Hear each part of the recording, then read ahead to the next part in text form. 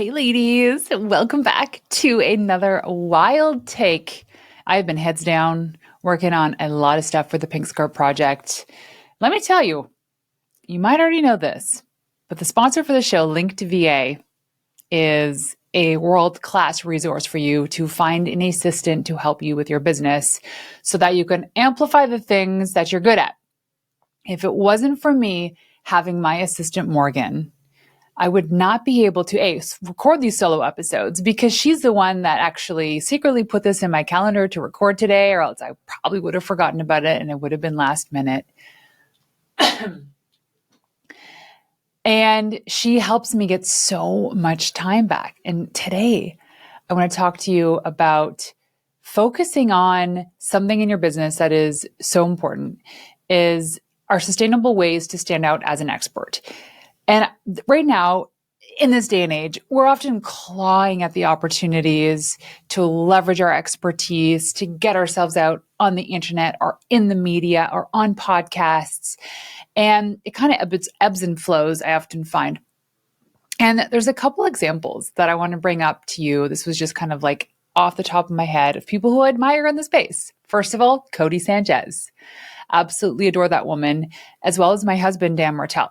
Now, why I'm bringing him in is because I'm in Martell Media. I'm in the studio. I see the production. I see how they've gained momentum for him to be able to, I don't want to say accumulate, but acquire 1 million followers on Instagram over the course of a couple years, as well as 1 million subscribers on YouTube. And I know Cody's probably double that. So these are two great examples. And I'm not saying you have to be them to be successful in business. As we stand today, I have just under 16,000 followers on Instagram. It's not anything major to write home about, but let me tell you, when you carve out your niche, when you get super specific on your content, and you come up with a plan to be consistent with it, it changes the game. And here's one thing that I urge you not to do. Is don't create a 12-month content plan because things shift and change all the time. I know there's so much pressure to figure out what your 2025 looks like or the next 6 months. Even the next 3 months is a little bit crazy unless you have a long production time for stuff, like you have to pre-record a lot of content before certain dates. That makes sense. But for the majority of the listeners, we wake up on a Monday thinking, gosh, what am I going to post today? And oftentimes that's the case for even people that are doing well. Lori Harder on her podcast the other day on Earn Your Happy, she even mentioned how they had these elaborate plans. And she's like, let's just peel this back a little bit. Let's go to figuring out what we're posting this week, test it, see what works, and then just keep doing that. And it is ultimately the most sustainable way to position yourself as an expert. But also, like, what is an expert? An expert is somebody who is, I guess, classified as their industry as somebody who knows what the heck they're doing. Not to be fancy with anything. Just one second here. I just got kicked out of my notes here. So now I need to come back into my notes. I'm not an expert at staying signed in to my Gmail. Here we go. I always write notes before my solos. So an expert is somebody that people call on for advice. They set the standard in the industry, and they're not the people that necessarily have millions of followers. They could be, the guy next door who is the best laundromat wash and fold service in the world. I bet you if you had any question about getting stains out of your clothes, he would be the person that you would go to. So how can you sustainably position yourself as an expert? In the years that I've been doing PR, in the years that I've been in social, here's what I know and what stands out the most. The most important thing is having a very specific niche and being consistent. So if you decide that you're publishing 2 podcast episodes a week, which is what I do, then you stick to that schedule. This is why last minute I see this invitation for this event that popped up in my calendar to record this episode because we are committed to 2 weeks. and we want to get at least 2 weeks ahead. So by recording this specific episode gets me a few weeks ahead. And sometimes it's rushed and sometimes it's not. But anyways, I want to talk the gist being consistent versus the providing value, because sometimes it's like you're clawing at ideas to just be consistent. And, if you really have to do it one way, it's provide value. So if you get to this point where you suck at it, you can't do 2 podcast episodes a week, peel it back to 1, but make them damn good kind of thing. So when you look at people like Dan, my husband, who's built multiple 8-figure businesses while raising a family, and then Cody Sanchez, who's amassed over 2 million followers or running her 9-figure funds amongst buying businesses. Here's what's they're playing a different game, but here's what nobody is telling you. The traditional path to becoming an industry expert is rigged against entrepreneurs like us. The be everywhere approach is designed for bigger teams because they have the capacity, they have the resources to create content and then publish it everywhere. That's how Dan does it. He publishes it on YouTube and on LinkedIn, on Facebook and Instagram and TikTok because it has a team that allows him to publish multiple times a day. And so this is what I want to talk to you about. So if you're really on this path to making your first $1 million or getting more leverage in your business so that you can take more time out or time off, it's becoming recognized isn't about working harder. It's about working different. It's about putting in the reps, being consistent. The conventional expert building path keeps entrepreneurs trapped in a hamster wheel of content creation that often never scales because they're just posting for the sake of it. And I want to break down a couple unconventional methods that I know have worked for these 2 people as an example, as well as, my examples that I'm going to bring into it. So the first principle is called the contrarian advantage. Thank you to Cody Sanchez because of her newsletter. If you don't know it, go sign up for it. Great content. So the first principle behind what both Dan and Cody do is they embrace this contrarian advantage. They deliberately, so write this down and underline this, they deliberately position themselves against conventional wisdom. If you follow me or my husband, you will know that we don't believe in our education system. We believe in teachers, don't get me wrong. We believe in educators. We don't believe in the system, and we sure as hell do not believe in report cards. Some of you might squirm and disagree with me. That's totally fine. That is contrarian thinking because it's going against the norm. So Cody, she doesn't just create another investment newsletter. She frames herself as the antidote to conventional financial advice with her contrarian thinking brand. See what I mean? She doesn't just suggest alternative investments. She actively attacks the work until 65 mindset as the biggest scam in history. Boom. The people who work their prime years of their life just so that they can retire to only have a handful of years where hopefully they feel enough energy to actually enjoy their life. So Dan, my husband, he doesn't just teach about business basics in his elite coaching program. He positions his advice against conventional startup and business wisdom by focusing on those businesses that need more visibility, and even businesses like in the SaaS world that need to get venture funded and crowded. Like he teaches what I'm talking about today in his programs, and he really forces people to put themselves out there. So he has this incredible way of taking what we thought was the complexity of building a business and making it so simple that it's weird that it scales. Actually, that's one of the mottos outside is simple scales. When we were at this crazy mastermind a couple years ago, we were in the room of people that essentially created like the funnel system.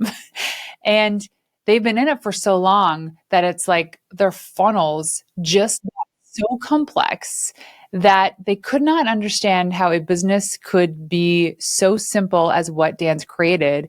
And most of what he does in selling is in the direct messages on social media and in his newsletter.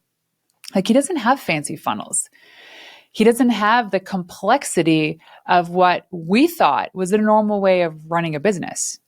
So when you take the idea of like the contrarian thinking, and put that on the table for you, it's like, how do you do things differently? What is your philosophy in your business? You're not just another skincare company because there's so many of them out there. You're not just another email client because there's so many of them out there. It's like, how do you think differently? Your thoughts, your beliefs, that's what makes you stand apart from the competition. But here's the thing that these two people have, Cody and Dan, and maybe even myself. When you come to establish yourself as a contrarian, meaning you're going to go against the grain, you're going to ruffle feathers. So in order for you to be the expert, to get the eyeballs on you, you got to start saying things that people haven't been saying, sharing things that people haven't been sharing, or going against a societal belief system, knowing that there's still good on the other side. So I think about like the name of the doctor who's like now the menopause woman. I forget her name. She was just on Mel Robbins' show and she was interviewed by Oprah. She's been in this world for a long time. The number one podcast episode on health, I think in the UK and the US in 2024, was about menopause. There's this gigantic spotlight now on perimenopause and menopause because it was shamed and shunned before. We weren't allowed to talk about this publicly. Men don't have a clue. They never will. And they think, gosh, if this is something that every woman goes through, then they can just deal with it. And now there's people, a lot of women especially, and doctors and naturopathic doctors and experts coming out saying, no, this is a big issue. We have women that are trying to go through midlife and the kids are at a certain age, or they're leaving the house, or your businesses are thriving regardless of what stage you are in life. And women are battling these ungodly symptoms for like 5 to 10 years, and we weren't allowed to talk about it.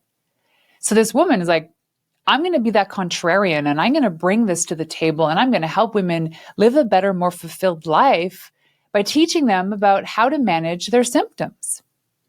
So the reason why these were the top episodes last year was because of that contrarian thinking. Like, I don't know about you, but growing up as a young woman, this is no shame to my parents because this is just how they were raised, is I was barely taught about what it meant to be a woman and my cycle.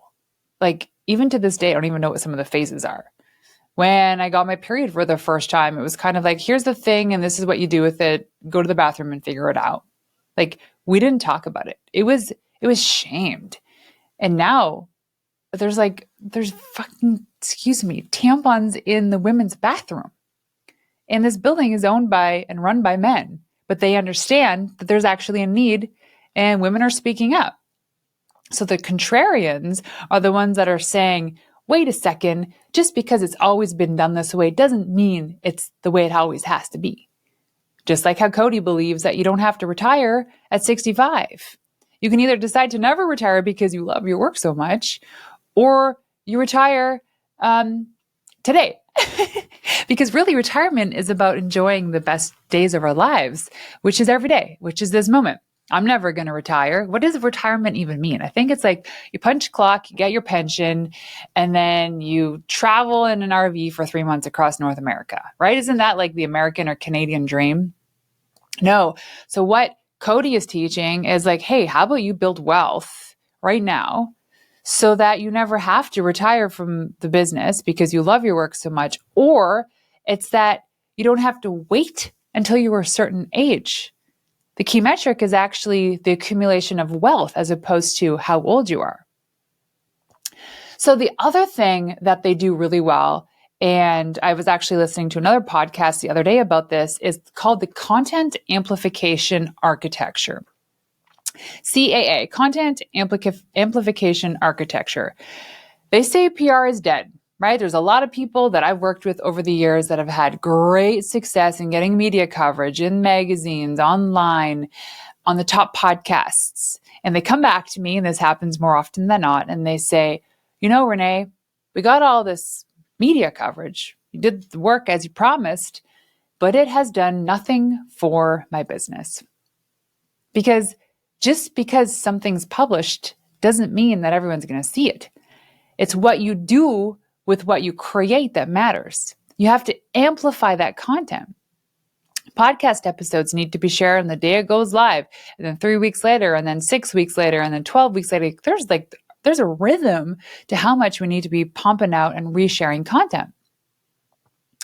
So the people like Dan and Cody and myself, they've engineered this entire content amplification architecture that has helped them make millions and become recognized in this space. Dan, for instance, he doesn't just post videos. Him and his team have built systematic machines where each core idea follows a deliberate pathway. He even says to me, he doesn't make the decisions on the content that gets published. That's his creative director. His creative director is the one that's looking at all the details of the content that works and what doesn't, and fine-tuning things on a daily basis. This is why they never have a content plan that extends more than a month at a time. So what they do is they'll first test concepts in small group settings, like coaching calls.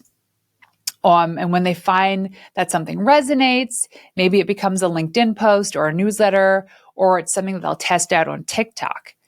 So what they do is oftentimes when they're coming up with a new concept, is they'll post something to one platform to see how it performs.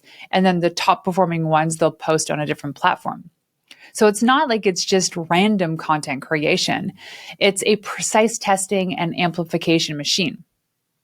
So by the time Dan pushes anything to bigger accounts like YouTube or LinkedIn, Instagram, he and his team have already validated the concept in at least a few different ways. So Cody, she follows a similar approach, but with her own twist. Her newsletter serves as her testing ground. So sections that get the most engagement become Twitter threads, which then become podcast episodes, and then eventually even course material. The genius is that by the time either of them have created, quote, big content, they already know it will very likely resonate. Like I hear here, oh, that's a banger. They say that, oh, that's a banger, meaning that that's probably going to get a lot of views and a lot of engagement. So this system solves the biggest problem most entrepreneurs face, that creating content that nobody cares about. Because that's the worst, is when you put all of your time and energy into creating something and it flops. I've done this. I'm sure you've done this before, where you publish a reel and you're like, oh my gosh, that's so good. It makes me laugh, and nobody likes it. It happens. And sometimes it's the most surprising piece of content that actually gets the most traction. So instead of guessing what will build your authority, you need to systematically start validating the concepts before investing significant time. And algorithms change. You know what's hitting right now at the time of this recording? Carousel posts. Carousel posts are getting the most engagement. But everyone's going to start doing that. And then they'll go back to reels, and then they'll go back to something else. So carousel posts are the ones for me that are getting the most engagement. So I've adapted ways to test the content to improve each time, so that anytime we publish something, we're a little bit more confident. So the key difference is that traditional experts try to be creative geniuses, constantly generating new ideas. Strategic experts, they build systems to allow them to test, to let their audience tell them which ideas are actually worth amplifying. And lastly, this is the part that makes me laugh. People often ask me, who is Dan's videographer? I want to hire him. Not knowing that there is a literal team of 20 people at Martell Media to help support the content creation that drives the sales to his coaching programs. It's not one or two people. There's a whole team. And I think what more and more people are recognizing today is that to be the expert, to be the authority, you actually have to become a media company. In order for you to become a media company, you need to delegate. And we talked about this on one of my previous solo episodes about delegation. You can't do it all. And for the people that say, I don't have the money now, is a lie. If you have the ability to hire somebody for 3 to 5 hours a week to help you do some of this stuff, you have the money to be able to afford to get that help because you can't do it all alone. So this principle, delegation by design, is the third principle, and it's where most entrepreneurs, they fail. Here's the truth. Dan isn't personally creating all of his content, nor is Cody. I am not either, for the most part. I have a team, a very small team. The people that are getting all these new followers, getting the engagement, they have a team behind them. And these aren't people that are just randomly sourced. Dan, he's engineered his entire authority building process around his unique zone of genius. He is simply the talent. He knows what works. He knows what the team knows what's going to work. They conceptualize the frameworks, and then they deliver high energy, high performance, high value content on a consistent basis. Everybody else on the team does the writing, the editing. They do conceptualization, storyboards, all that stuff. The crucial part is that he and Cody, they didn't just hire a team and then figure out what to delegate. They designed this authority architecture first, and then they built the team specifically to support it. So they knew who they needed to hire to get to the next level. So Cody's approach is like own your own genius. So she then synthesizes financial concepts into digestible frameworks so that the Main Street people of Canada and America can go out and become entrepreneurs and buy businesses. So I've applied a lot of these principles to my own businesses. It's complex sometimes, but here's the reality is if you're not actually going out there and really trying to be your own media company, if you're not actually going out there and putting it all in the bucket, putting all your eggs in one basket for a moment to test out the theory of what it means to be a media company, you're falling short. Because things are shifted. People are going online to social. They're going to TikTok. They're going to Instagram to get their news. They want to be educated and they want to be entertained. And so to be the expert today means that you're not just getting media coverage. You are leveraging your social influence. You are leveraging your expertise and you're sharing the what, the why, the when, the where, and you're selling the how to be the expert that people actually want to subscribe to. So the last thing is called the ecosystem play, meaning that, and this I'll tell you could be arguably the most important thing. The ecosystem play is really about your network. You cannot get ahead in business, in life, without you building a network.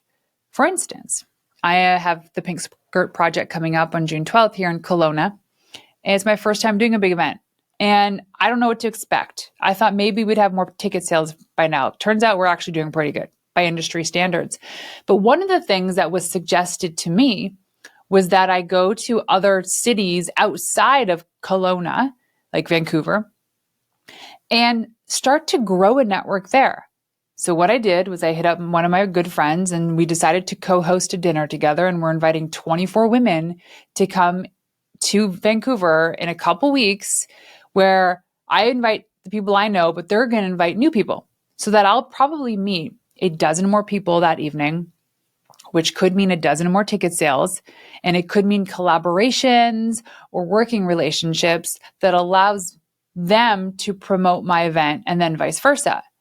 So the ecosystem is the biggest thing. How are you feeding this ecosystem? There's the nucleus is you. The ecosystem is your team helping you create this content, but really, how are you expanding? The most expansive thing that you can do for your business is all about who you know and who you nurture. So the magic really is, and we're going to summarize this really quickly, is in having a contrarian advantage. So how are you different? How are you okay to butt head against conventional norms? How are you amplifying the content you already create? It's not about recreating the wheel. It's about amplifying stuff that you may have already have. That's really, really good. It's about delegating because you can't do this all alone. And it's about expanding that network. The more you grow one or two social media channels because you're the go-to in that industry, the more you will be called on. Look at the woman who was just on Oprah. Dr. Gosh, I got to pull her up. I don't know her name, but she's a doctor now, or was a doctor, but now is the go-to person to talk about menopause. She probably always was. And now she got talked about it so much with such conviction, with such a contrarian, that all the top podcasts in the world wanted her as a guest. So niche down, focus, be consistent. It's okay to have an opinion, share your opinion, nurture your community. It is the best way to sustainable expertise. And it can also be a lot of fun because now you know what the heck you're doing. So come check me out on Instagram, Renee_Warren. If you have any questions about what to do to amplify your voice, to become an expert in your space, hit me up on Instagram. And if you haven't already got your tickets to the Pink Skirt Project, please go check it out, thepinkskirtproject.com. And like always, if you need an assistant, go check out linkedva.com. That's linkedva.com. Until next time, ladies, peace out.